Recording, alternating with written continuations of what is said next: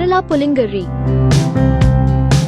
To a pressure cooker, add 1 cup tur dal, soaked for 1 hour.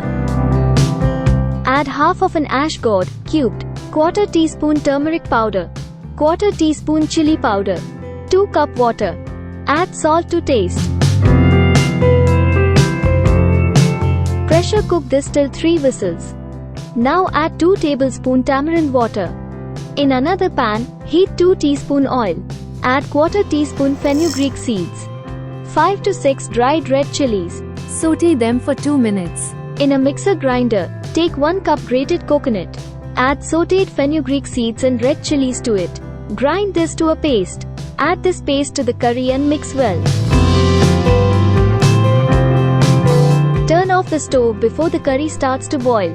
Heat oil in another pan. Add half teaspoon mustard seeds. When they start to splitter, add quarter teaspoon fenugreek seeds. Add curry leaves and dried red chilies to it.